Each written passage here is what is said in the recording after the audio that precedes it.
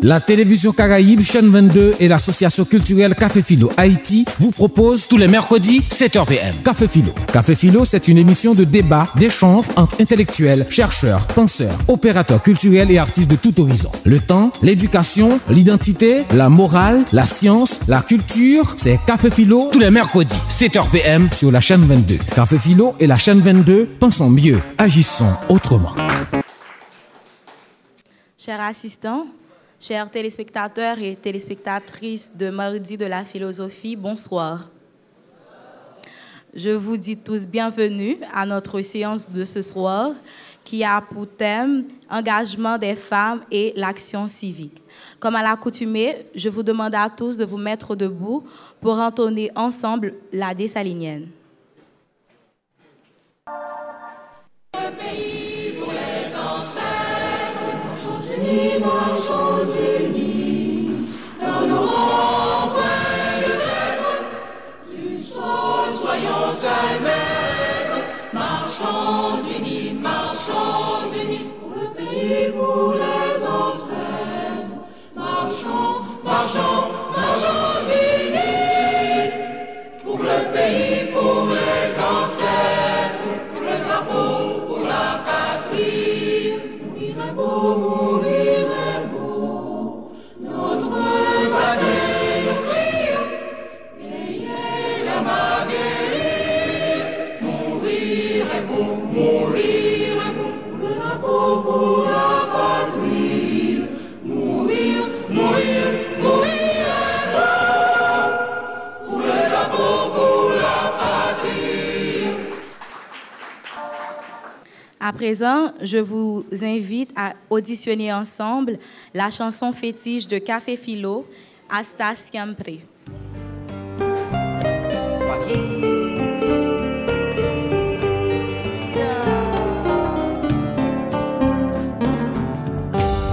Aprendimos a quererte desde la histórica altura donde el sol de tu bravura le puso cerco a la muerte. Aquí se queda la clara, la entrañable transparencia de tu querida presencia, comandante Che Guevara.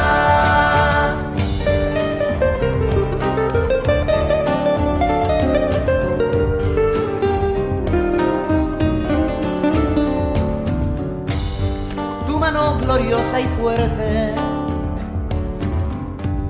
desde la historia dispara, cuando todo Santa Clara se despierta para verte. Aquí se queda la clara, la entrañable transparencia de tu querida presencia, comandante Che Guevara.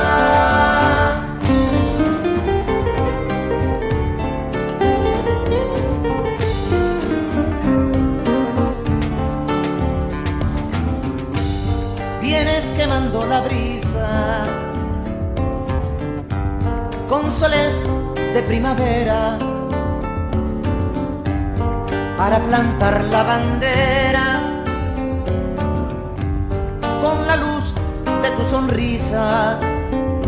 Aquí se queda la clara, la entrañable transparencia de tu querida presencia, comandante Che Guevara.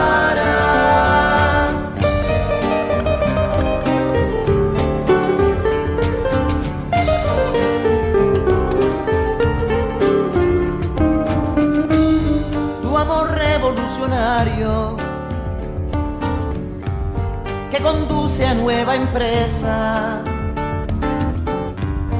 donde espera la firmeza de tu brazo libertario. Aquí se queda la clara,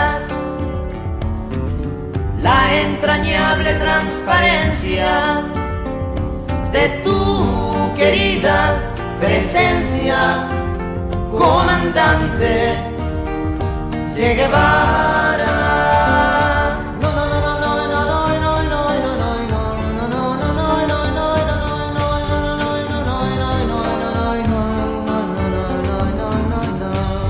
Seguiremos adelante, como junto a ti seguimos, y con Fidel te decimos, hasta siempre, comandante. Aquí se queda la clara, la entrañable transparencia de tu querida presencia, comandante Che Guevara.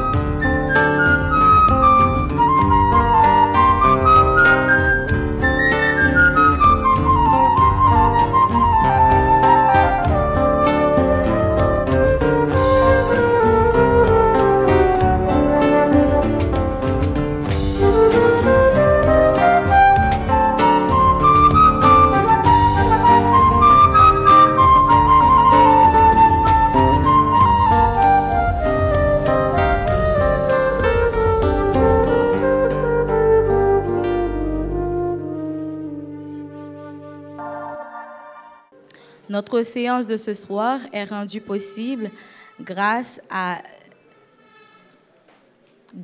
l'association culturelle Café Philo Haïti et IDEH, qui est l'initiative pour un développement équitable en Haïti.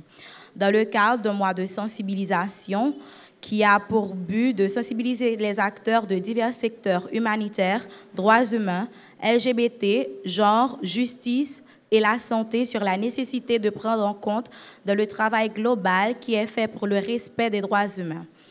Le thème de ce mois de sensibilisation est « Respecter diversité, croiper inégalité, discrimination et exclusion, c'est premier pas pour toute femme qui veut jouir droit sans fausse côté sous chemin égalité ». À présent, je vous invite à visionner ensemble une projection qui a pour thème le service civique, c'est l'action et l'engagement, qui nous aidera à avoir une idée sur notre thème de ce soir. Je vous rappelle que le thème qu'on aura à débattre ensemble ce soir, c'est engagement des femmes et l'action civique. Pour ce faire, nous avons avec nous Monsieur Patrick Camille, que je vais vous présenter. Il est militant et éducateur aux droits humains. Il a travaillé pendant des années aux plateformes des organisations des droits humains, à l'Office de la protection des droits humains, à GAR, qui est groupe d'appui en rapport avec rapatriés et réfugiés. Je vous demande de l'applaudir chaudement et je lui passe la parole. Merci, bonsoir tout le monde. Il y a longtemps que je ne me suis pas tenu devant un aussi large public et de surcroît un public sélect. Donc, je dois faire très attention pour ne pas avoir le trac ce soir. Vous me permettrez tout d'abord de remercier l'IDEH et particulièrement Claudine Saintal de m'avoir associé à ce grand événement. Il m'a été demandé de discuter avec vous, de ne pas faire une intervention, mais de discuter avec vous de l'engagement citoyen et les valeurs des droits humains en guise d'introduction au thème de ce soir qui va être plus développé, enfin, l'aspect engagement des femmes qui va être plus développé par Claudine. Donc, il m'a été demandé de discuter avec vous, comme j'ai dit, sur l'engagement citoyen et les valeurs et les principes des droits humains. J'aimerais dire pour commencer que il faut entendre par engagement citoyen le désir, la volonté et également la décision d'un citoyen, d'une citoyenne de participer activement à ce qui se fait dans sa communauté. Je parle ici d'une participation active et engagée et non pas le fait par certains dirigeants de décider en amont et de venir consulter une tranche d'une population pour parler ensuite de participation alors qu'il s'agit d'une simple consultation. Nous aimerions dire également que quand on parle de communauté ici, il ne s'agit pas forcément d'une communauté géographique, d'un endroit, d'un lieu, mais ça peut être également une communauté humaine, c'est-à-dire un groupe de personnes qui s'identifient par rapport à une thématique, par rapport à un problème quelconque, et on peut l'appeler également une communauté. Donc quand nous disons que c'est cette volonté, ce désir, cette décision de participer à la vie de sa communauté, ça peut être une participation du point de vue social, une participation du point de vue économique, une participation du point de vue culturel, une participation, du point de vue politique. Donc l'engagement citoyen implique généralement deux éléments fondamentaux, qui est tout d'abord l'esprit, le sentiment d'appartenance à cette communauté et également la volonté de vivre et de pratiquer les droits humains comme mode de vie. Je dis d'abord le sentiment d'appartenance dans la mesure où la personne qui veut s'engager en tant que citoyen doit avoir un ensemble de liens étroits avec la communauté. Rappelez-vous que j'ai dit qu'il ne s'agit pas forcément d'une communauté géographique, mais ça peut également être une communauté humaine. Donc, il faut avoir certains liens étroits avec cette communauté. Il faut également s'identifier à cette communauté pour pouvoir s'engager et servir cette communauté, non pas par un intérêt mesquin, non pas par un intérêt personnel, mais de rendre un service, de donner un service qui permettrait à toute la population de pouvoir vivre de ce service que vous avez rendu. Donc, les liens étroits sont importants entre la personne qui veut s'engager, qui s'engage en tant que citoyen, et la communauté pour laquelle cette personne veut s'engager. Nous disons également que ça implique comme corollaire le désir de vivre et de pratiquer les droits humains comme mode de vie. Très souvent, on a tendance à enseigner les droits humains, à apprendre aux gens que vous avez des droits, que les droits sont X, que les droits sont ceci et cela, sans se rendre compte qu'il est important également de vivre les droits humains comme une manière de vivre, comme une manière d'être. C'est la raison pour laquelle, depuis quelque temps, on parle des valeurs de droits humains et non pas des droits humains uniquement en général, mais on essaie d'associer les droits humains à un ensemble de principes, à un ensemble de valeurs.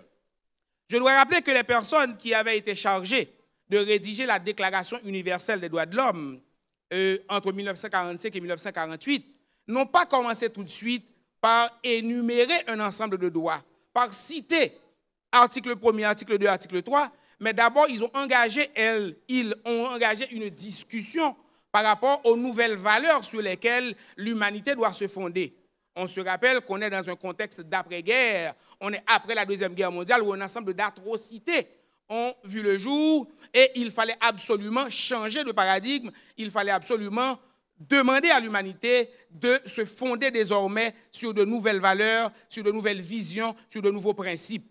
Et ce sont ces discussions qui ont permis aux rédacteurs de la Déclaration universelle des droits de l'homme d'abord de s'entendre sur un ensemble de valeurs, sur un ensemble de principes qui vont désormais produire les effets que nous connaîtrons plus tard avec l'adoption de la Déclaration universelle des droits humains. La personne qui s'engage en tant que citoyen, nous avons dit, doit absolument commencer par comprendre, par être conscient de ce que sa participation au sein d'une communauté est avant tout une conscience que la participation est avant tout un droit et également un devoir. Un droit dans la mesure où personne ne peut empêcher à un citoyen, à une citoyenne de vivre, d'exercer un certain nombre de droits et particulièrement le droit à la participation, mais c'est également une obligation pour chaque personne de regarder ce qui se passe dans la communauté et de pouvoir mettre la main à la pâte. Personne mieux que ceux qui vivent dans une communauté ne peut comprendre les problèmes vécues par cette communauté. Les besoins d'une communauté ne sont compris en premier lieu que par les personnes qui vivent dans cette communauté et qui ont cet esprit d'appartenance. On entend par valeur en général, on entend par valeur une façon de comprendre la vie, un mode exceptionnel de vivre et d'accepter, de fonder sa vie sur un ensemble de principes. Généralement, en matière de droits humains, des valeurs comme l'égalité, des valeurs comme la responsabilité, des valeurs comme la collaboration, des valeurs comme l'inclusion sont des valeurs qu'il faut cultiver si on veut s'engager effectivement dans une communauté. La responsabilité est cette valeur qui demande à chacun de se rappeler que quand on vit en société, on a une responsabilité, on a le devoir de commencer par identifier ce qui se passe dans la société et de pouvoir y participer. Ce que j'admire dans cette valeur de responsabilité, c'est que très souvent, les gens ont tendance à identifier les responsabilités de l'autre sans se rappeler ses propres responsabilités et de se dire que nous aussi, nous devons nous engager à certaines choses. L'une des phrases les plus courantes que l'on entend en Haïti est une phrase qui va à l'encontre de cette notion de responsabilité. Quand on fait un bagage qui passe ça et qu'on essaie de lui reprocher ce que cette personne a fait, la première phrase qui sort est avant tout « ce n'est pas de ma faute ». Ce n'est pas ma faute. Donc, c'est une forme de déresponsabilisation qui est ancrée en nous et on cherche toujours un bouc émissaire pour essayer de rappeler que la responsabilité qui a causé ce tort quelconque, c'est la responsabilité de l'autre et on se désengage. Donc, la valeur de responsabilité couvre un ensemble de champs dans les notions de droits humains et rappelle à chacun que non seulement l'État a ses responsabilités, non seulement la communauté dans son ensemble, la collectivité a des responsabilités, mais chaque citoyen également doit s'investir dans ce qui se passe dans sa communauté et essayer d'apporter sa contribution, sa petite pierre à ce qui se passe dans la communauté. Une autre valeur importante pour l'engagement citoyen est la question d'égalité. Généralement, chaque fois qu'on parle d'égalité, les gens se réfèrent à la Déclaration universelle des droits de l'homme, particulièrement l'article 1er, qui rappelle que tout être humain est né libre et égal en dignité et en droit. Donc, deux thèmes fondamentaux, la dignité humaine et le droit. On est égal, je suis égal à l'autre, l'autre est égal à moi en dignité et en droit. On a très souvent tendance à discourir sur la notion d'égalité sans se rappeler que dans sa vie de tous les jours, dans ses relations avec autrui, dans ses relations avec la famille, on doit également faire valoir cette notion d'égalité. Comment sont les relations entre le père et ses enfants? Comment sont les relations entre l'homme et sa femme? Comment sont les relations entre les dirigeants d'une entreprise, d'une organisation, d'une association et les autres membres de cette structure? Très souvent, on a tendance à rejeter, à demander de préférence cette notion d'égalité, à demander le respect de l'égalité entre hommes et femmes, à demander le respect de l'égalité entre les personnes condamnées et les personnes non condamnées, alors que on agit tous les jours sans penser que nous autres aussi, nous devons vivre et pratiquer cette notion d'égalité. Il y a un exemple que j'aime prendre très souvent, c'est celui de la personne d'un professionnel, par exemple, d'une professionnelle qui aurait commencé à travailler et qui commence à avoir des économies et qui décide de construire une maison. Le premier geste en traçant, n'est-ce pas, en faisant le tracé de la maison, le premier geste est de construire sa maison d'un côté et de construire une dépendance de l'autre côté. Comme s'il s'agissait, comme si la personne qui va vivre dans cette dépendance est une autre personne qui n'est pas égale à nous autres. On prêche l'égalité, on demande aux autres de respecter cette notion, alors que très souvent, nous autres, nous ne le faisons pas. J'ai aussi à l'esprit, une fois je suis arrivé dans une organisation de droits humains, une organisation, enfin, où j'ai plusieurs connaissances, plusieurs personnes avec lesquelles j'ai l'habitude de travailler. Et quand on arrive vers la mi-journée et que tout le monde va manger ensemble, on se rend compte que certaines personnes, les cadres surtout, vont manger avec les invités, vont manger avec tout le monde, alors que le personnel de soutien va se mettre à un autre endroit. Ceci dit, les mêmes personnes qui prêchent les droits humains, les mêmes personnes qui enseignent les notions d'égalité, très souvent ne respectent pas elles-mêmes cette même notion d'égalité.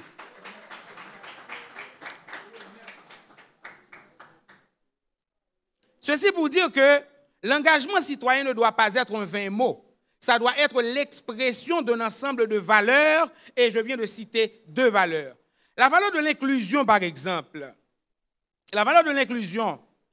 Dans une communauté où l'on parle de participation citoyenne, où l'on parle d'action civique, où l'on parle de participation de tout un chacun, très souvent, on a tendance à chercher ceux qui ont un niveau de vie assez élevé pour leur demander leur participation, à chercher ceux qui ont un niveau d'éducation assez élevé, alors que chaque personne a une petite contribution à apporter, quel que soit le moyen que la personne pourrait utiliser pour apporter cette contribution. J'aime prêcher par l'exemple, et un bon exemple de participation citoyenne que j'ai admiré dans mon parcours, c'est une activité qui a été conduite du côté de la Victoire dans le nord d'Haïti, où, quand le choléra faisait rage dans le pays, un ensemble de citoyens, enfin une organisation citoyenne, a invité un ensemble d'autres citoyens à venir s'asseoir pour réfléchir sur les problèmes de la communauté et regarder ensemble comment est-ce qu'ils pourraient résoudre ce problème. Et les réflexions ont conduit à la formation de 3 petits groupes. Un groupe qui va travailler sur le nettoyage d'une rivière dans la mesure où les gens se rendent compte que c'est la pollution de la rivière qui est responsable en partie de la propagation de cet événement. Ils vont se mettre ensemble pour nettoyer la communauté. Ils n'ont pas cherché à savoir qui est le plus grand intellectuel pour lui demander, tracez-nous un plan, faites-nous une proposition et dire comment on va essayer de faire pour résoudre le problème. Ils ont cherché ce qu'on pourrait appeler le commun des mortels pour essayer de mettre la main à la pâte et venir avec des roues. Permettez-moi, je ne connais pas les expressions en français, des roues, des piquois, comme on dit, des machettes, pour essayer de travailler et nettoyer la rivière sur toute une longueur. Un autre petit groupe a décidé de préférence de circuler dans ce qu'on appelle les lacous, de visiter les gens dans leur maison et de creuser des trous d'1 mètre, pour demander aux gens, cessez de faire vos besoins près de la rivière, cessez de polluer la rivière. Quand vous avez un besoin à faire, faites-le dans ce trou et couvrez-le avec des feuilles. Ensuite, et quand ce sera rempli, à vous maintenant de faire un acte citoyen, à vous maintenant de participer à ce qui se fait dans votre communauté en creusant un autre trou et de le faire. Un exemple de participation citoyenne qui nous interpelle, qui nous demande de nous rappeler que tant soit peu, chacun de nous a la possibilité de contribuer à ce qui se passe dans la communauté. Et le dernier groupe, j'avais dit toi? Et le dernier groupe s'en est allé faire de la sensibilisation par porte à porte. OK. Merci. Donc, l'engagement citoyen, avons-nous dit, implique comme corollaire l'existence d'un ensemble de valeurs et également une manière de vivre ces valeurs, comme la collaboration, que je pourrais parler dessus. Mais il y a 2 éléments qui sont à la fois des principes et des valeurs de droits humains sur lesquels j'aimerais insister. C'est la notion de non-discrimination, que ce soit la discrimination envers les femmes, que ce soit la discrimination envers les personnes LGBT, que ce soit la discrimination envers les personnes analphabètes, que ce soit la discrimination envers les personnes vivant avec un handicap. C'est à la fois une valeur et un principe de droits humains qui exige que chacun de nous ne donne un traitement différent à une personne en raison de sa situation, en raison de ses conditions l'existence. Et l'action citoyenne nous rappelle que chacun de nous a les mêmes droits. Chacun de nous a les mêmes droits parce que les droits humains sont universels. Ce sont les droits de tous et pour tous. Donc, on n'a pas à discriminer pour une raison ou pour une autre. Je rappelle juste avant de terminer un élément de discrimination qui m'a été rapporté par une personne qui l'a vécu.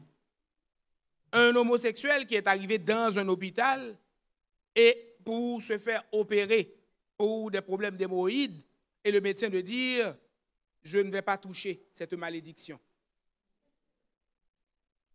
Imaginez une personne qui a prêté serment pour venir en aide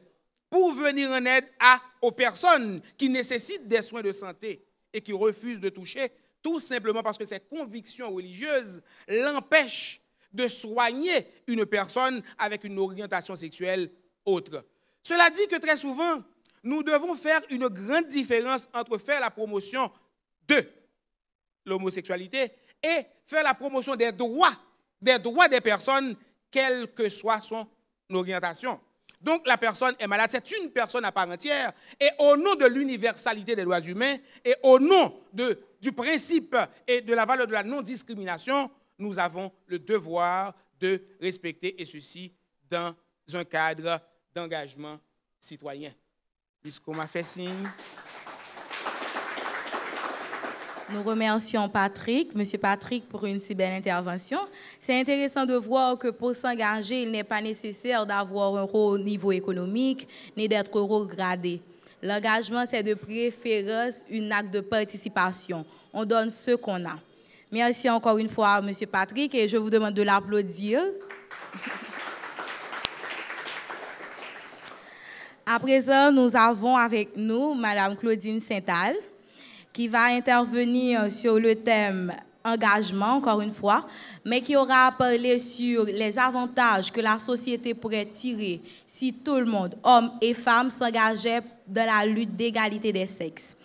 Madame Claudine Saintal est une féministe engagée qui a lutté pendant des années et qui continue de lutter pour l'égalité des sexes. Elle est la directrice exécutive d'IDEH, qui est l'organisation qui, en partenariat avec Café Philo, a rendu cette séance possible. Je vous demande de l'applaudir, mesdames et messieurs. Bonsoir à tous et à toutes. C'est un plaisir d'être avec vous ce soir. Merci de vous engager à participer à la discussion d'aujourd'hui. Merci parce que votre présence est un signe d'engagement à la réflexion, à la discussion et au partage. Merci à Patrick et merci à l'association culturelle Café Philo qui nous a permis d'être ici ce soir. Alors, je vais continuer les échanges, je vais continuer la discussion puisque, comme Patrick l'a dit, il ne s'agira pas d'un exposé magistral, etc. Ce sera plutôt des pistes de réflexion qui vont nous permettre d'échanger et de discuter ensemble. Alors moi, la question que je me pose quand j'ai entendu Patrick parler d'engagement civique, de principes et de valeurs de droits humains, c'est « et les femmes dans tout ça ?» Comment les femmes peuvent être engagées, comment les femmes peuvent participer. Et je vais essayer de revoir avec vous les différents principes et valeurs que dont Patrick a parlé tout à l'heure pour voir pour voir ensemble, est-ce que les femmes participent? Est-ce que les femmes en Haïti aujourd'hui sont engagées? Si elles sont engagées, à quel niveau elles sont engagées? Si elles ne sont pas engagées, pourquoi elles ne le sont pas? Quelles sont les barrières qui empêchent la participation des femmes? Et dans un troisième temps, essayez de voir avec vous qu'est-ce que vous pouvez faire. Quelle action citoyenne, quelle action civique vous pouvez faire pour casser ces barrières, pour détruire, si vous voulez, ces éléments qui empêchent, qui ne favorisent pas la participation des femmes. Et bien sûr, comme Cassandra l'a dit, quels seraient les avantages aussi si tout le monde, homme ou femme, pouvait participer, pouvait s'engager à une action civique et citoyenne. Alors, si on fait un coup d'œil sur la société, la communauté haïtienne en général, on verra que la participation des femmes, l'engagement des femmes est surtout représenté dans certains secteurs, à certains niveaux. Par exemple, si je parle des secteurs, je pourrais parler du secteur des droits des femmes, par exemple, du féminisme, par exemple. Et ceci, pas seulement en Haïti, mais comme vous le savez, à travers le monde. Et c'est le féminisme étant un mouvement social qui porte différentes revendications, des revendications qui, selon moi, sont basées sur justement ces principes et valeurs de droits humains que Patrick vient de présenter. Et des principes qui, à cause de leur non-respect, de leur non-application, à cause du problème de, si vous voulez, d'engagement du reste de la communauté, fait que ces principes même deviennent des barrières parce que si on prend l'égalité aujourd'hui en matière de participation des femmes, que ce soit au niveau, enfin, dans tous les secteurs de la vie nationale, que ce soit dans la politique, que ce soit au niveau économique, que ce soit dans les décisions, etc., dans toutes les sphères où les décisions se prennent, on remarque que la question de la participation des femmes n'est pas là. On remarque que la participation des femmes, c'est moindre. Pourquoi? Souvent, on a tendance à dire que c'est parce que les femmes ne s'engagent pas. Dans mes expériences passées, il m'arrive d'entendre des argumentaires qui sont basés, par exemple, si je prends la participation politique des femmes, il y a des argumentaires qui sont basés sur le fait que les femmes ne participent pas, les femmes ne s'engagent pas dans la politique. La question à se poser serait pourquoi les femmes ne s'engagent pas?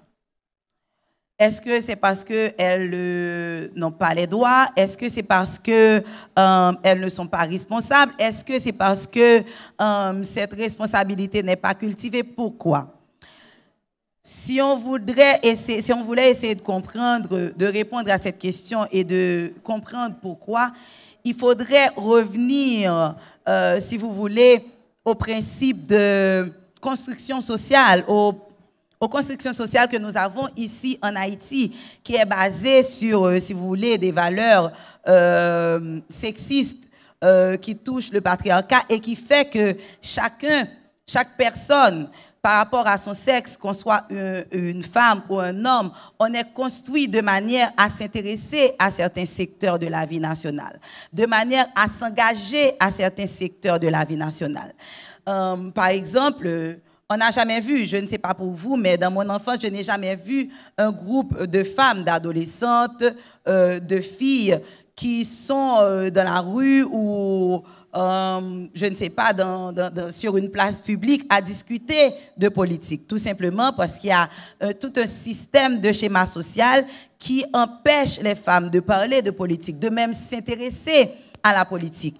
Je prends la politique comme un exemple, mais il y a beaucoup d'autres secteurs, ne serait-ce même que si on se réfère à la division sexuelle du travail, ne serait-ce même si on prend par exemple les activités qui sont traditionnellement des activités réservées aux femmes comme la cuisine, comme la couture, etc. On voit que dès qu'il s'agit d'espace de décision, d'espace où on peut cultiver le prestige qui découle de ces activités. En général, ce sont des espaces qui sont accaparés par des hommes. Et donc, dans ce sens-là, on pourrait se demander, est-ce que la participation, l'engagement citoyen, l'engagement aux actions civiques, et en ce qui concerne les femmes, est-ce que c'est simplement dû s'il y a un manque d'engagement? Parce que, en fait, c'est le constat que moi je fais. Peut-être que vous avez fait un autre constat, mais par rapport aux différents domaines que nous venons de citer, par rapport à la vie nationale en général, nous constatons que les femmes ne participent pas, les femmes ne s'engagent pas.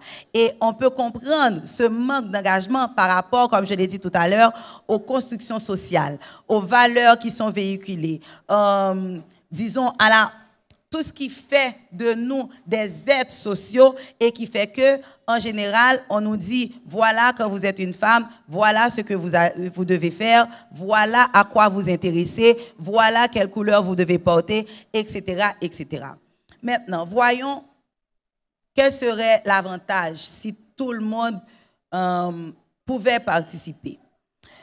je pense que si on devrait parler davantage, on devrait le voir à deux niveaux. Premièrement, au niveau démocratique. La démocratie, je ne suis peut-être pas très bien placée pour parler de démocratie, mais je pense que la démocratie, c'est, si on se réfère aux réflexions de Jean-Jacques Rousseau, c'est le pouvoir qui est détenu par le peuple. Et bien sûr, un peuple, si on se réfère à la communauté, c'est pas un peuple, ne veut pas dire que c'est un groupe d'hommes ou un groupe d'enfants ou uniquement un groupe de femmes. Donc le peuple, c'est un groupe hétérogène qui a différents sexes, qui est composé de deux sexes pour commencer, le sexe féminin et le sexe masculin, et qui est aussi, on va dire, formé de différents sous-groupes qui ont des caractéristiques différentes, qui font face à des discriminations différentes, qui ont des choix différents, etc. Et donc, si on parle de détention du pouvoir par le peuple, le fait que la société est construite sur des bases, si vous voulez, sexistes, sur des bases non égalitaires, déjà ça porte atteinte à la démocratie, puisque à ce moment-là, le pouvoir qui est détenu par un groupe par rapport à un autre, les inégalités qui sont créées entre un groupe par rapport à un autre, disons, sapent le fondement même de la démocratie. Maintenant, si nous prenons, donc ce serait un avantage, ce serait un acquis démocratique si, en appliquant ces principes comme l'universalité des droits, comme l'égalité, comme la non-discrimination, on pouvait casser les barrières à la participation, on pouvait détruire les barrières à l'engagement des hommes et des femmes et de tous les groupes d'ailleurs, comme par exemple, M. Patrick vient de parler de la communauté LGBT, par exemple, qui est un groupe qui fait partie du peuple, qui participe à la démocratie et qui, bien sûr, a des caractéristiques et des choix différents de certains autres groupes. Donc, si on arrive à travers l'adoption de ces principes, comme des principes de vie, non pas seulement des principes dont on discute, je ne sais pas, quand on est à Café Philo, ou dont on discute quand on est dans son champ professionnel, mais qu'on fait de ces principes, si vous voulez, des principes de vie, des principes d'action, on peut arriver à détruire ces barrières, on peut arriver à casser ces barrières discriminatoires qui empêchent la participation. Et dans un contexte où Haïti est, si on veut, en train de faire des efforts, en train de faire de plus en plus de pas vers la démocratie, et ce serait une bonne façon, un pas en plus vers cette démocratie dont on parle et que l'on souhaite en Haïti. On pourrait voir un autre avantage, qui est le développement, par exemple. Moi, j'aime dire que je considère Haïti, quand je parle de discrimination ou d'inégalité de sexe, j'aime voir Haïti comme quelqu'un qui a deux pieds.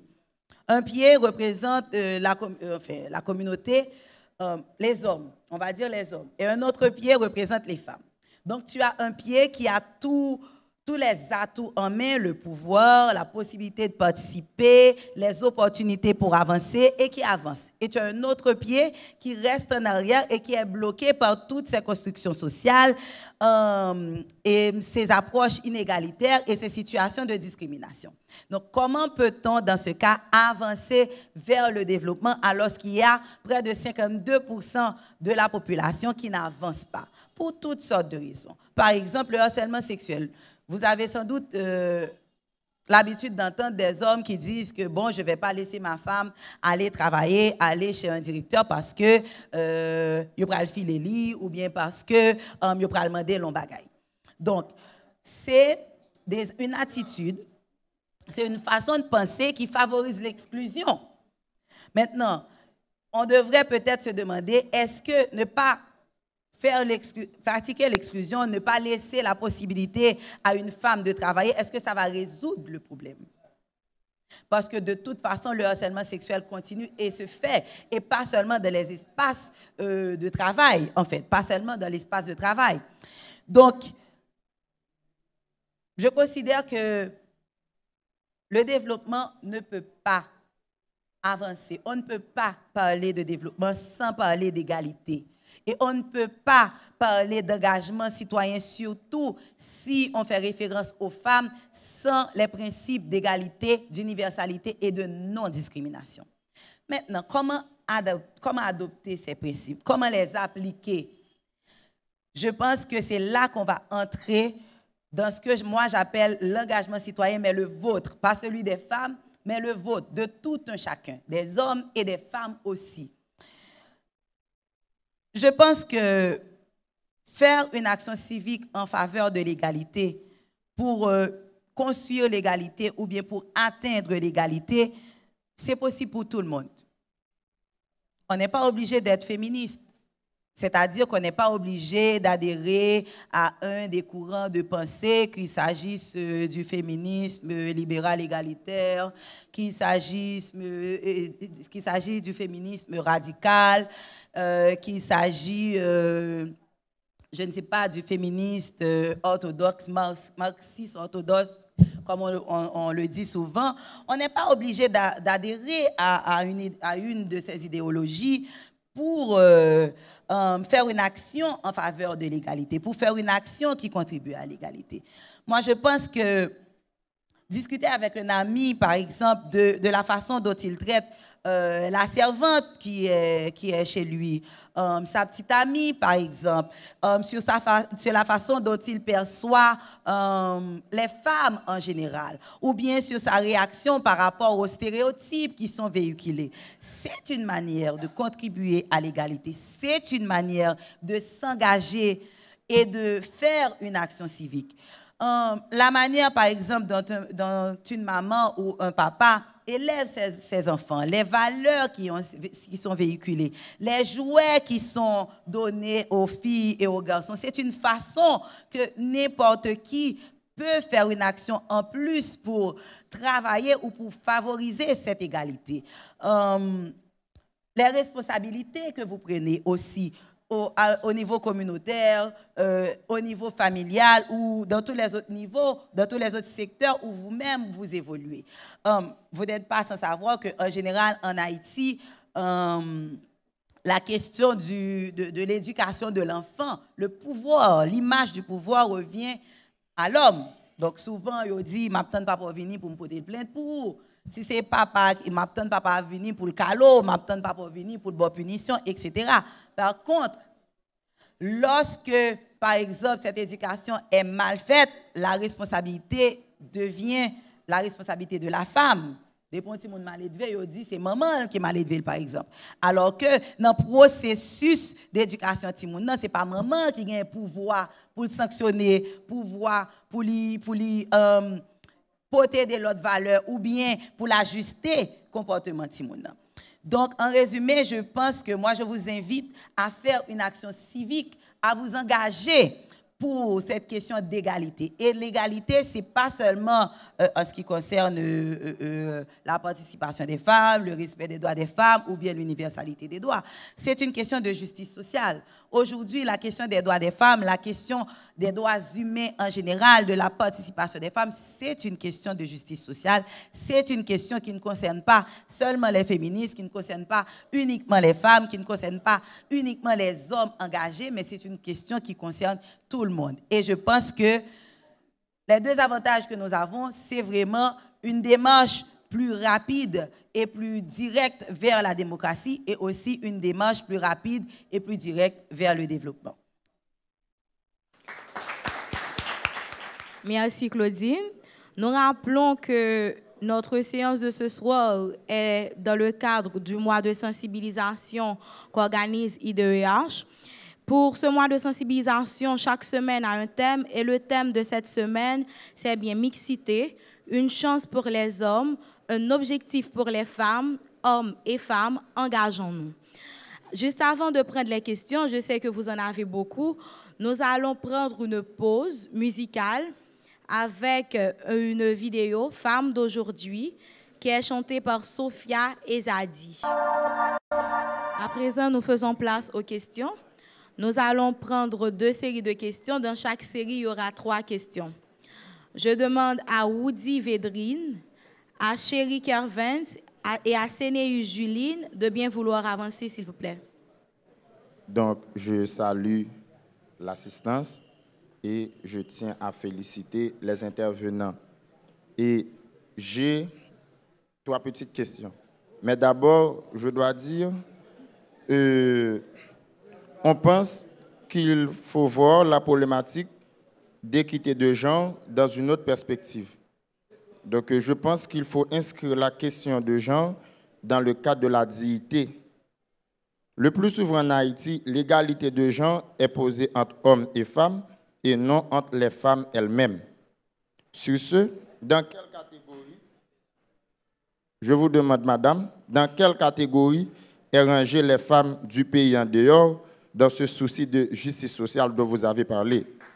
Et en quoi est l'égalité entre les femmes éduquées et celles qui ne le sont pas?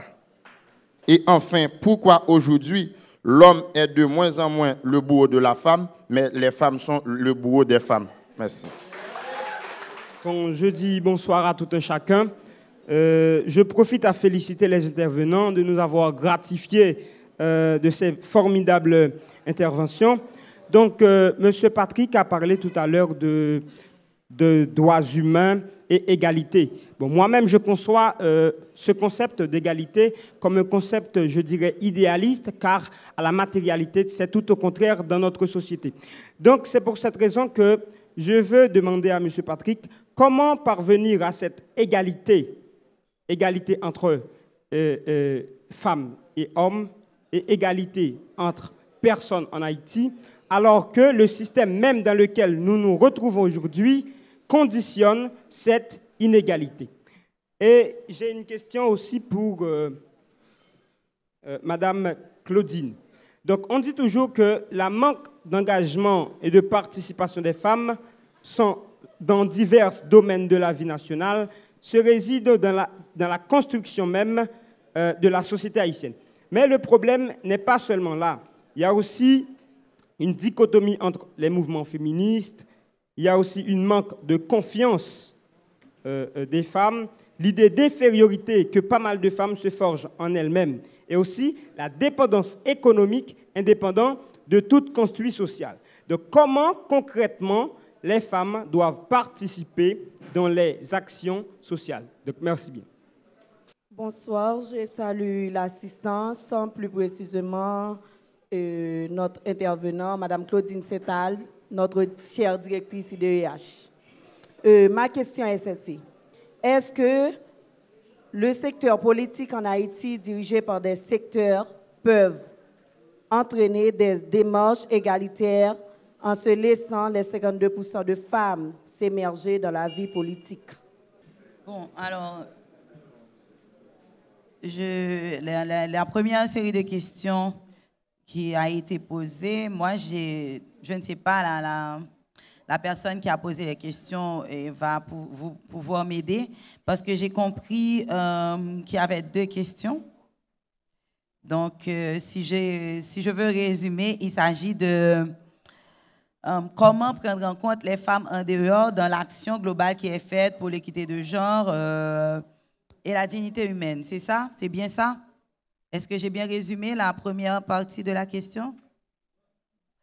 Et la deuxième, c'est les questions peut-être de conflits ou d'inégalités qui existent entre les femmes. C'est ça? D'accord, mais je n'ai pas bien saisi la troisième question. Bon, en tout cas, je vais essayer de répondre à ces 2 questions. Alors, pour répondre à cette question, je prendrai peut-être une approche globale et peut-être aussi l'approche d'IDEH, qui est une organisation féministe. Le mouvement féministe en lui-même, en Haïti ou comme à l'extérieur, a connu, à l'extérieur d'ailleurs, a connu plusieurs vagues, au moins 3. Et chacun de ces vagues, en fait, la plupart de ces vagues correspondent à des idées, à des courants de pensée idéologiques. Et je pense que c'est justement ces courants de pensée idéologique qui a permis des écarts qu'on peut remarquer dans le mouvement féministe global en Haïti. c'est clair qu'à un certain niveau, il y a eu ces courants féministes qui ont accompagné le mouvement féministe haïtien.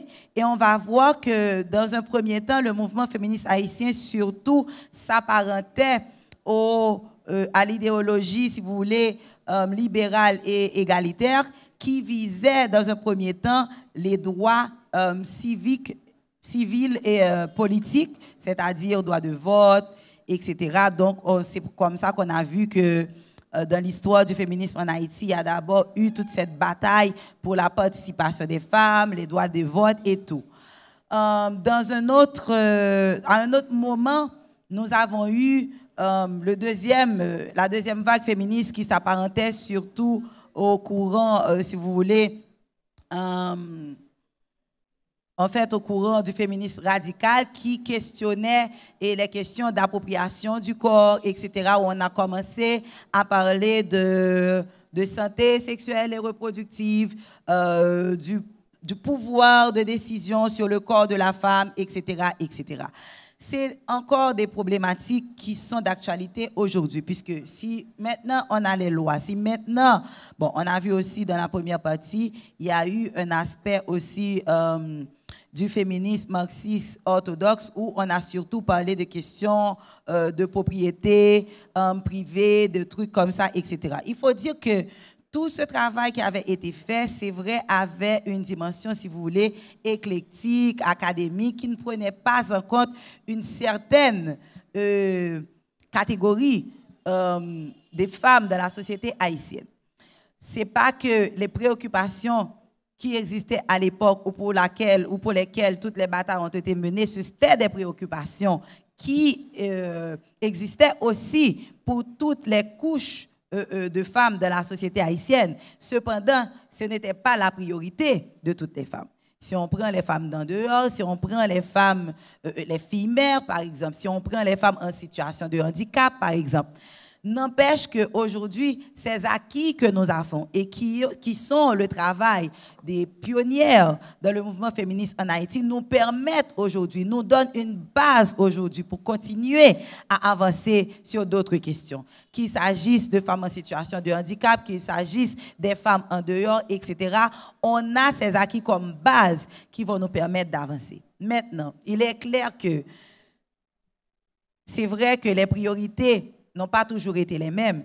Et surtout, à cette époque, après le tremblement de terre, ou bien même avant, on a assisté à tout un mouvement, pas féministe, mais je dirais féminine, ou féminin, des femmes en Haïti, beaucoup d'organisations de femmes qui revendiquaient sur leurs conditions de vie, qui avaient des revendications qui étaient axées sur leurs conditions de vie, leur bien-être, etc., et qui n'étaient pas précisément, n'avait pas cette dimension, si vous voulez, stratégique, que des problèmes, si vous voulez, à un niveau stratégique sur lesquels avait travaillé la première génération féministe. Donc, c'est clair qu'à un certain moment, il y a eu une sorte de scission dans le mouvement féministe en Haïti qui a fait qu'on a tout le groupe des leaders féministes traditionnels et les organisations de femmes qui sont en général considérées comme des organisations féminines qui sont marginalisées, etc.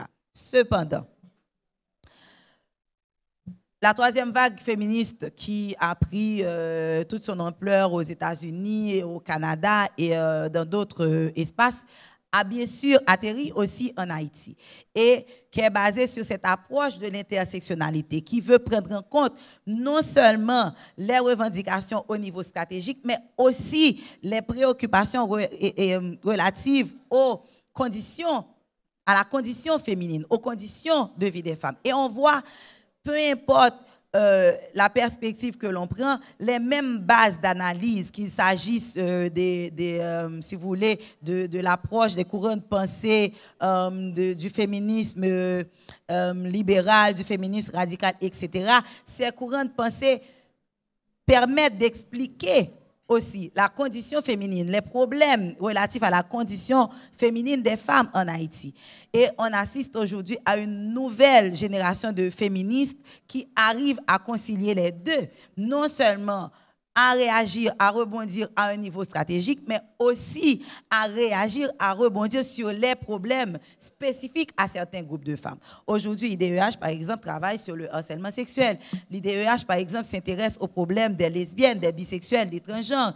L'IDEH, par exemple, s'intéresse sur les problèmes des femmes en situation de handicap, sur les problèmes des femmes dans les régions reculées, en milieu rural. Donc, et IDEH n'est pas la seule. Je connais beaucoup, il y a Neges Marron, il y a beaucoup d'autres organisations féministes ou féminines et beaucoup d'autres féministes ou leaders féminins qui s'intéressent aussi à ces problématiques.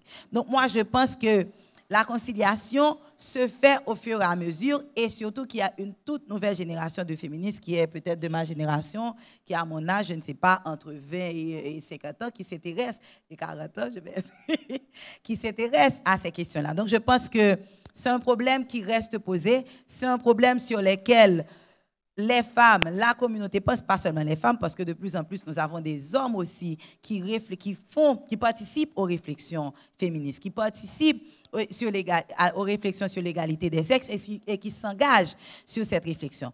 Donc, je pense que les choses avancent petit à petit, mais les choses avancent. Par rapport aux questions des femmes, bourreaux des femmes, moi, je dirais une seule chose. Il n'y a aucun système, peu importe quel qu'il soit, qui n'a pas été mal utilisé ou mal exploité.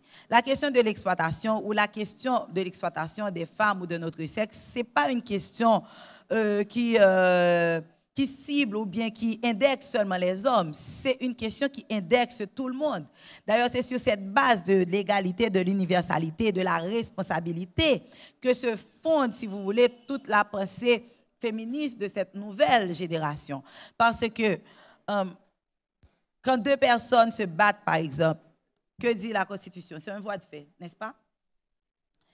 Quand elle se fait, par exemple, sur, je ne sais pas, pour des raisons quelconques, des raisons qui peuvent être le sexe de la personne, qui peuvent être l'orientation sexuelle de la personne, qui peuvent être les conditions peut-être physiques de la personne, si on veut parler de handicap, à ce moment-là, on peut lui donner un autre nom, mais ça demeure un voie de fait. Et la responsabilité revient à la personne, qu'il s'agisse que ce soit un homme qui le fait sur un homme, que ce soit un homme qui le fait sur une femme, que ce soit une femme sur une femme. C'est le principe même de l'égalité. Chacun doit être responsabilité, doit prendre la responsabilité de ses actions et subir les peines qui sont prévues à cet effet. Donc, l'exploitation, elle existe partout et la responsabilité doit être donnée à qui elle va, quoi. Deuxième question. Oui, parce qu'il y en avait une série de 3. J'ai fini avec la première série, mais je vais te laisser... Ne vous inquiétez pas, je n'ai pas le verbe de Claudine pour répondre à une question avec autant de discours. L'une des questions adressées à ma personne est celle concernant le caractère idéaliste du concept d'égalité. Je répondrai à ça que nous devons reconnaître que le système politique haïtien, le système économique haïtien tel qu'ils sont conçus, effectivement alimente les inégalités sociales, alimente les inégalités économiques et empêche d'avancer vers cette notion d'égalité. Mais nous devons regarder la question sous 2 angles. D'un côté, la responsabilité de l'État en tant que créancier des droits, et la responsabilité individuelle. Voir cette notion comme un concept purement idéaliste, c'est voir le verre à moitié, enfin, c'est voir le verre, un verre à moitié plein, c'est voir le verre tout à fait vide. Je dirais de préférence que il nous appartient de rappeler à nos autorités que les engagements qui sont pris à travers les instruments internationaux relatifs aux droits humains, particulièrement les conventions qui ont été dûment signées et ratifiées, doivent être mises en application, doivent être appliquées. Mais nous devons nous rappeler également que chacun de nous a la responsabilité individuelle de faire droit à cette notion d'égalité. L'éducation doit jouer sa partition dans une dynamique de permettre à tout un chacun de comprendre que l'égalité ne veut pas nécessairement dire que nous avons tous les mêmes niveaux de richesse, les mêmes niveaux, mais que chacun doit être traité de la même manière, car on parle d'égalité en dignité et en droit. Le respect de la personne humaine doit être un attribut de l'État et de chaque individu également. Donc, il s'agit pour nous de continuer à éduquer les personnes selon une approche fondée sur les droits humains et surtout selon une approche fondée sur les valeurs des droits humains au lieu de tout simplement rappeler cette notion d'égalité en tant que droit. Voilà. Nous demandons à présent à Franck Jean-Louis, Louis Jeune Taberneau et à Vladimir Élise de bien vouloir passer devant pour poser leurs questions. Moi, salue intervenant pour belle présentation que vous-même avez fait. Et je pense que question ça, c'est une question qui t'a supposé intéresser toute société depuis le côté qu'il a parlé de notion d'égalité ou encore une notion de droit de l'homme. Je pense que ça lui-même, c'est un sujet d'actualité et surtout dans la société que nous vivons là. Moi, je voulais, par rapport à la question d'égalité homme-femme, je voulais faire un commentaire sur lui avant que je m'aille dans la question. Premièrement, moi, regarde deux éléments qui causent question inégalité ou bien problème femme avec garçon et problème inégalité pour qu'on résoudre. Premièrement, c'est éducation. Deuxièmement, il y a un gros morceau qui fait problème, pas qu'à résoudre, c'est le problème religion. Et nous connaissons dans la religion, ils présentent bon Dieu comme un garçon, Jésus comme un garçon, et dans toute religion, Allah comme un garçon, Bouddha comme un garçon, tout le monde a toujours dominé mesdames. Et ils fait à ce que mesdames là pour servir maître, pour servir monsieur. Eh bien, attaquer le problème ça directement, c'est mettre foi en jeu. Et nous connaissons foi, question religion, ce n'est pas un bagage que nous tranché comme ça. Et nous-mêmes, dans la mouvance, comment que nous avons essayé de surmonter le problème ça? Pendant que nous doit prêcher, nous parler, mais par rapport avec l'engagement religieux, il n'est pas capable de transcender avec ça que vous-même dites là. Par exemple, lorsqu'on prend dans l'église, les garçons parlent, toutes les filles font silence. Et pour Dinègre lui-même, puis lui-même, il croit dans ça. C'est comme si Dinègre a rejeté bon Dieu. Et on est bon Dieu pour munitions, il y a un paquet d'importance. Il y a une autre question encore. Est-ce que aujourd'hui, nous pas senti un sentiment d'échec par rapport avec toute lutte que nous-mêmes nous menons dans la question de droit de l'homme, droit de la femme? Et si nous regardons la législature, et nous n'avons pas de femmes là-dedans. Et dans la société, nous avons plus de femmes qui parlent de l'école, plus de femmes qui sont dans la pauvreté. Et est-ce que nous ne pas penser que nous devons poser l'autre action au lieu que nous chita n'a pas de parler comme ça? Merci. Moi, je dis bonsoir avec. Moi, salue Café Philo pour le bel travail à la fin dans le pays. Et je remercie tous les intervenants pour la belle conférence. Moi, une question qui est très facile, très simple. Comment l'engagement citoyen est capable possible dans le pays, côté fonction primaire, il n'y a pas pris en considération? Et comment est capable possible dans le pays, côté que la majorité a une éducation? Le monde qui n'est pas formé va engager. Il va même ça engagement parce qu'il n'est pas formé. Merci beaucoup. Bonsoir tout le monde, bonsoir intervenant. Ok. Et comment terminant la parole, c'est à monsieur au milieu parce que monsieur Camille, oui, excuse-moi. Oui, je pense que c'est une question dont on doit attaquer plus à la base. Ça veut dire c'est comme si moi ni intervenant qui là, ni mon capitaine de là, universitaire, chercheur, moi nous raté vocation nous. Dans le sens que nous entrons dans perspective comme côté n'a pas essayé d'échanger idées entre nous, c'est ça. Mais l'université a dit l'on fait recherche, il faut produire dans la société. Mais qui ça nous fait, qui nous produire dans la société? Je pense qu'il faut nous arriver à essayer de jeunes gens qui n'ont plus bas classe dans la société. Tant qu'on arrive jeunes gens dans masse défavorisée. Qui ça nous fait comme action concrète, comme si parler avec eux, qui ça nous là c'est comme si nous toujours été c'est bas structurel moi n'a fait seulement.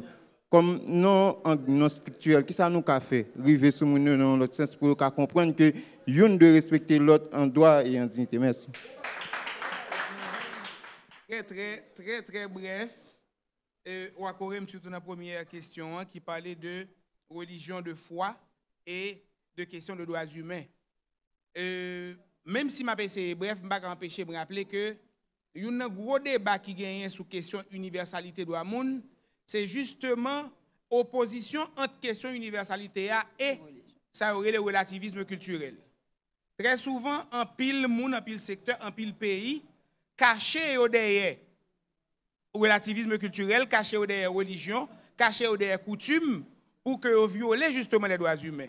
C'est vrai que automatiquement, nous attaquer des questions de foi, c'est toujours difficile, mais éducation tout, c'est un élément qui est capable de permettre qu'on change un ensemble de bagailles. Et m'a tout font passer par rapport à la dernière question et puis m'a tourné dans la deuxième là pour me répondre première là encore.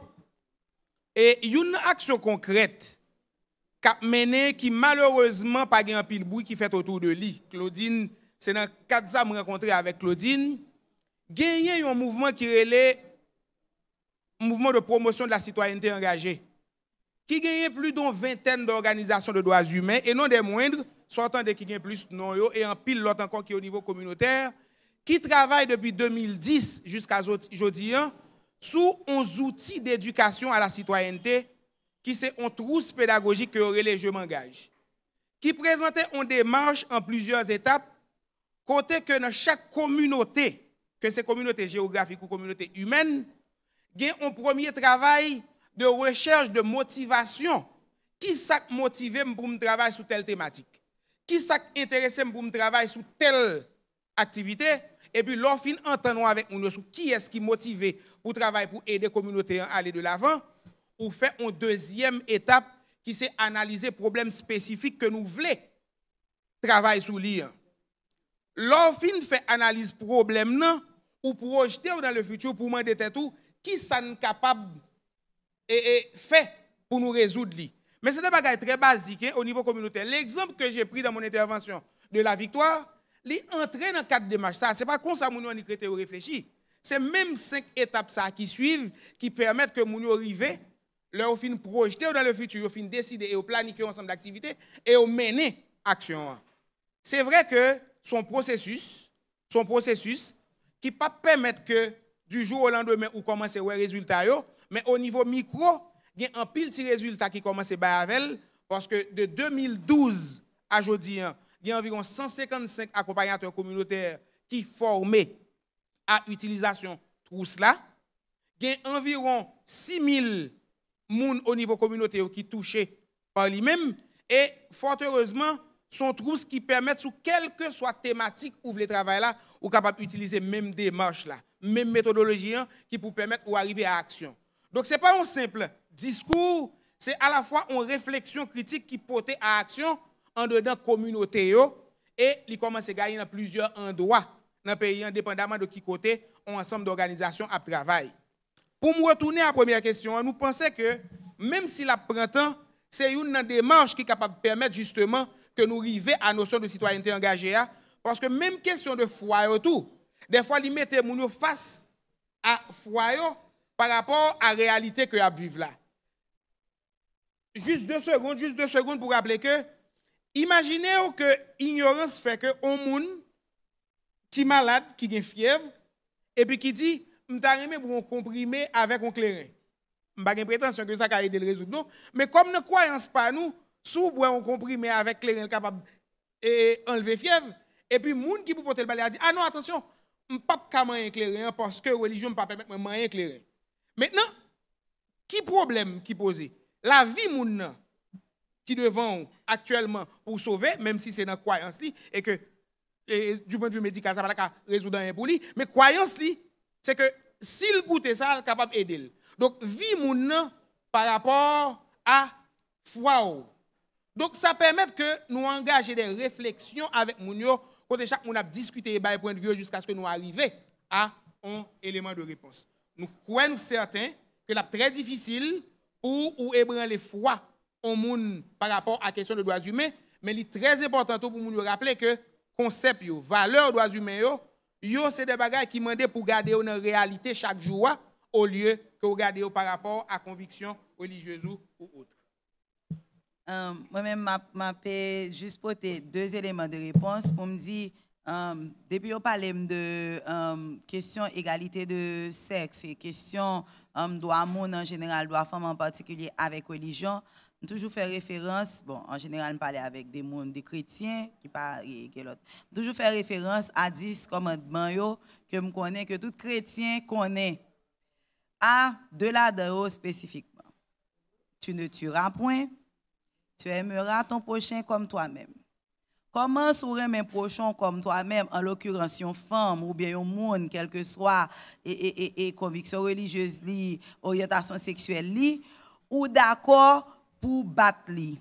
Alors qu'on pas d'accord pour battre ou d'accord pour faire une série de portes pour lui alors qu'on pas d'accord pour fermer porte pour ou d'accord pour discriminer son série de bagages alors qu'on pas d'accord pour discrimination ça pour tout. Donc tout principe valeur droit moun et droits humains yo pas déparié avec principe religieux yo parce que en fait sous mes prochains quand ou même jambon Dieu pour faire là c'est des principes qu'on peut l'appliquer qui peuvent permettre de arriver dans ça. Donc moi-même c'est vraiment approche ça que moi-même toujours prioriser et que me toujours utiliser le m'a parler avec religieux. En termes d'action, au niveau de l'IDEH, nous-mêmes nous avons plusieurs actions que nous menons. Patrick s'est présenté trousse et citoyenneté engagée. Nous gagnons une méthodologie SASA qui sont méthodologies qui permettent nous faire sensibilisation au niveau de communauté et jouer des actions au niveau des réactions et des engagements au niveau de communauté. Les droit par exemple, c'est nous paraître sur place publique et puis nous font pièce théâtre et puis moun qui sous place yo réfléchit sous pièce là avec nous. Les droit c'est l'église là nous paraître et puis dans réunion jeunesse là nous demander pour nous faire activité et puis nous réfléchir sous lui. Donc c'est des méthodologies comme ça, des outils, des activités comme ça qui gagnent dans méthodologie ça et qui permettent nous capables de toucher n'importe quelle qualité communauté. Dans l'IDEH d'ailleurs, une bagay qui fait identité nous, c'est club de débat hebdomadaire que nous gagnons tous les jeudis dans le local IDEH. Côté que nous gagnons toute qualité monde qui viennent, marchand, élèves, intellectuels, monde qui a à peine connu, etc. Et c'est des débats qui pas respecter souvent une méthodologie académique qui cap peut-être juste une stratégie qui permet nous débattre son sujet pour éveiller conscience moun sur série de sujets. Ce sujet ça à travers échanges que nous gagnons, à travers possibilités que nous gagnons pour y participer.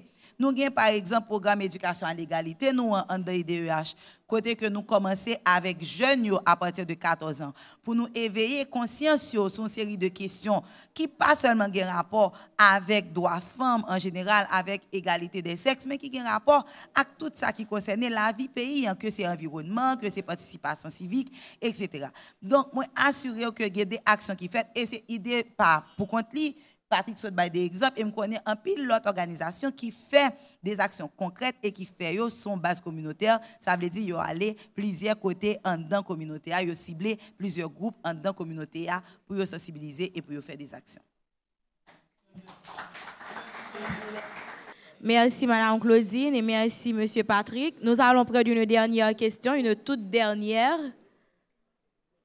Bonsoir, le nom est difficile, c'est Watsus Léona. En fait, ma question c'est pour Madame Claudine. Nous souvent poser question égalité sexe, mais nous toujours une tendance à oublier les filles.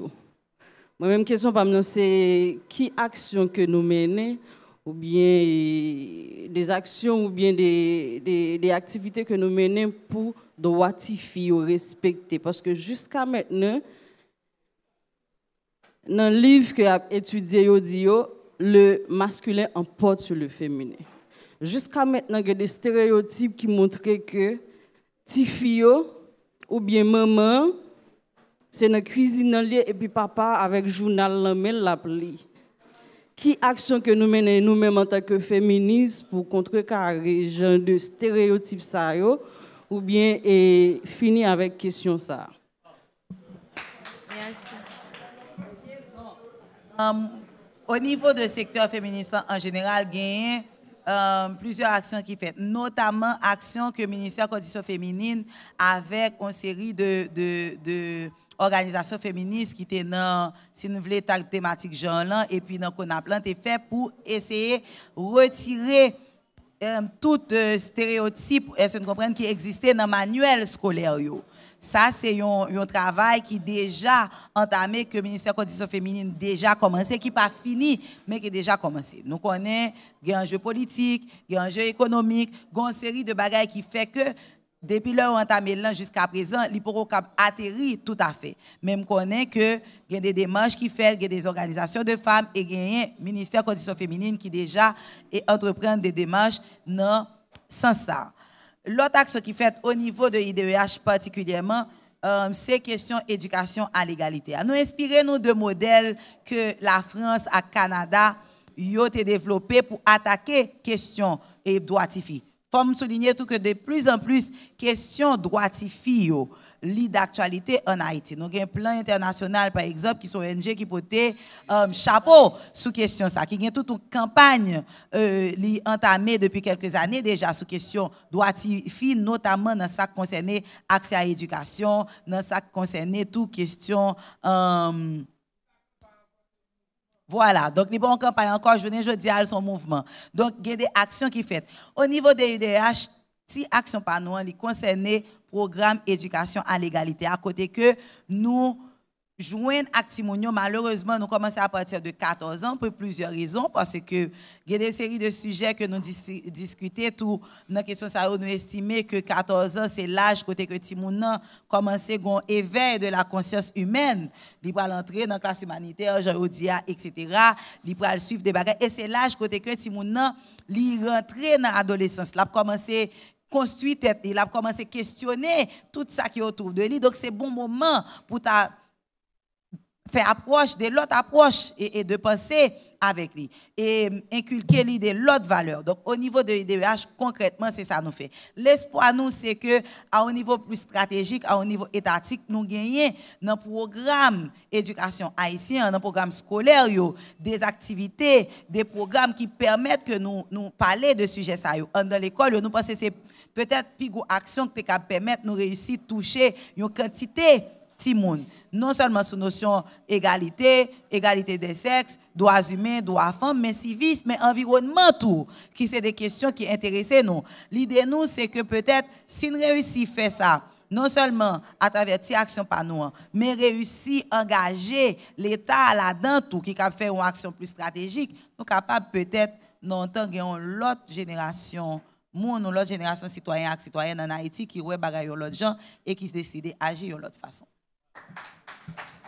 Au nom de l'association culturelle Café Philo Haïti et au nom de IDEH qui est Initiative pour un développement équitable en Haïti, nous tenons à remercier nos deux conférenciers et nous vous demandons de les applaudir s'il vous plaît. Et nous tenons aussi d'une manière très spéciale à remercier tous ceux et celles qui ont fait le déplacement ce soir pour venir suivre notre séance. Et nous vous demandons aussi de vous applaudir vous-même. Merci et à mardi prochain pour une autre séance de mardi de la philosophie. C'est un seul père descend en bacal à ma chambre et puis moi c'est même bitin ni ça qu'a fait plein des autres pour nous pas vivre ensemble et vous et moi c'est yon et l'autre c'est yon dans l'autre mais là tout bitin brûlé faut non fin calculer faut yo apprendre peser ce qui bon ça est mauvais mais t'es en liberté. J'apprends ton résilier, j'apprends ton espérer. Haïti chérie, la vie pas finie. Haïti chérie, changement qu'a fini. Haïti chérie, la vie pas finie. Haïti chérie, continue à sourire.